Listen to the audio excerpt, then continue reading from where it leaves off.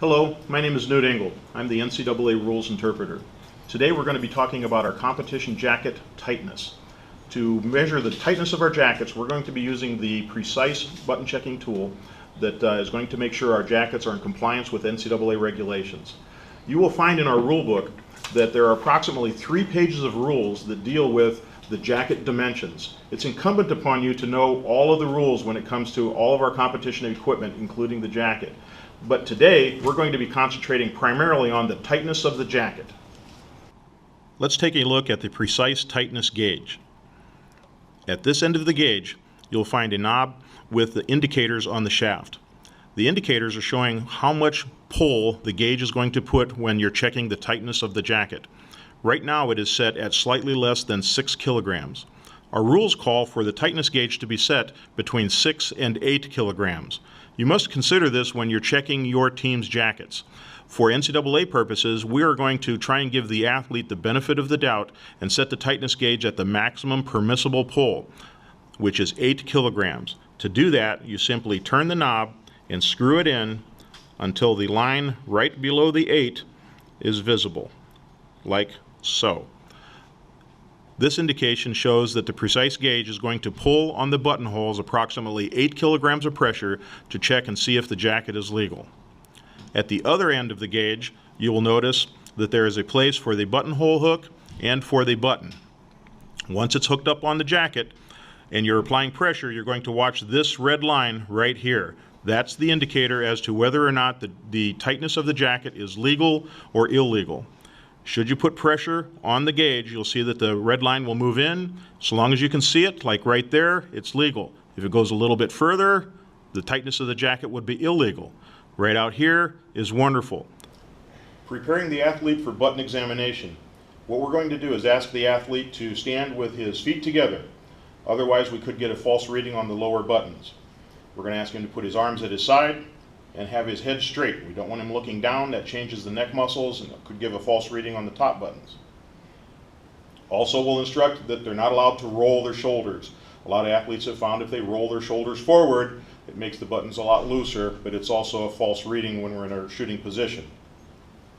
Before the buttons are checked, we need to consider what kind of undergarments the competitor is going to be wearing, such as spandex, sweater. Whatever they're going to be wearing during the competition is what we need to have them wearing while we're doing the button check.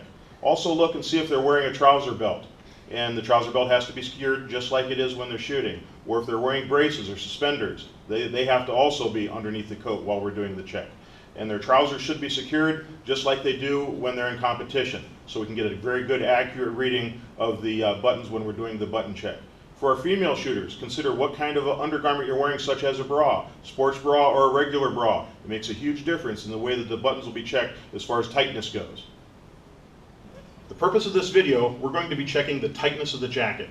When we first examine the athlete, we're going to be looking at the distance between the center of the button and the edge of the jacket. That's called button overlap. We're allowed a maximum of 100 millimeters of overlap. Anything less than that is legal, anything more than that is illegal. And you'll have to move the buttons in order to make the jacket legal. The second thing we're going to look at is the tightness of the jacket by taking the center of the button and pulling the buttonhole past the center of the button, a minimum of 70 millimeters with 6 to 8 kilograms of pressure. That's the purpose of this tool, and that's what we're going to be covering next. Before we start hooking up the buttons with the button checker, one of the things we need to check is whether or not the athlete has anything in their pockets, because it'll give you a false reading on the bottom part of the jacket. For instance, if we look in the pocket, here, an egg timer. Goodness, what else do we have?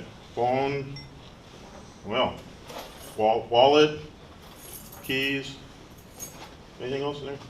This is pretty common too. Earplugs, laptop, computer, nothing else in there. All right, now we're ready to start hooking up the buttons. So when we start hooking these buttons up, on the fork here, you want to hook that directly on the button, take some of the slack out of the coat, and then grab the button, the jacket, pull the buttonhole over the hook, hook it onto the hook here, then rotate the button checker back against the chest of the athlete. You want to have the button checker approximately parallel to the athlete's shoulders. And then, as we showed before, you're going to be able to read the gauge here to determine whether or not this button passes or fails. If you have an athlete comes to you with one of the buttons that is buttoned on the inside of the jacket, like for cross-buttoning for kneeling or prone, What you have to ask the athlete to do is put the button on the outside, and once it's on the outside, you can hook it up and you can do the check just like you normally would, check for passing or failing. If it's a passing button, then you can instruct the athlete to take the button off, put it back on the inside of the jacket, and they're ready for competition. Keeping in mind, when we're checking these buttons, what we're trying to do is find a way that we can legally allow the athlete to pass.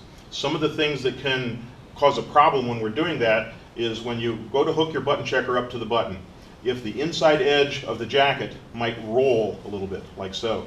And if that rolls, when you go to try and hook the button checker up, it's going to go like so, and you can see that the jacket is actually rolling over top of the button. So you're getting double thickness there, and that's going to give you a false reading, and it could possibly cause the button checker to show a failing button when it's really not. Another thing to consider is this leading edge of the jacket here. As it's getting pulled across by the button checker, pushing it across here, if it snags on something like an undergarment or a bra or anything like that, what you want to do is make sure that this panel can freely slide back and forth underneath this panel, so they can slide back and forth this way. And lastly, when you do take the button checker and you go to hook it up, is we want to make sure, especially maybe on some of the lower buttons, what you want to do is once you hook it up and you get it on like so, is to make sure you can reach up in here, make sure everything's laying flat. You can actually grab it here, and you want the jacket to be fitting around the athlete just like it does when they're shooting. So you can grab it here, give just a little bit of movement here to make sure that everything's fitting properly. Then, as we discussed before, look for your reading here to see if you have a failing or a passing button. Once you have the button checker in place, what you're going to have to determine is this a failing button or a passing button? And the way that you can tell that is to reach up here, peel the coat back just a little bit, and right here you can see the red line indicator. The position that it's in right now shows that this is a passing button. Should it be a failing button, take a breath, Brent. You'll see that the failing button, when you look at the gauge, you can see no red line. If you'd like your athlete to see how the button checker works, just ask them to look down, take a breath or two, and you'll see that the button checker, as they breathe, will move back and forth, and that's how this button checker functions. You've now been well trained on how to use the precise tightness gauge. Please use this gauge, or even a gauge like this, to get through the season, keeping your team in compliance throughout the entire season. It has been determined that this year, for the NCAA qualifier, the jackets will be checked with the precise tightness gauge. Please come to the qualifier prepared for that. Also, through the regular season, you never know when somebody like me or my friend may show up at your match wanting to check the tightness of your jackets. Be ready for this. Please have a great season.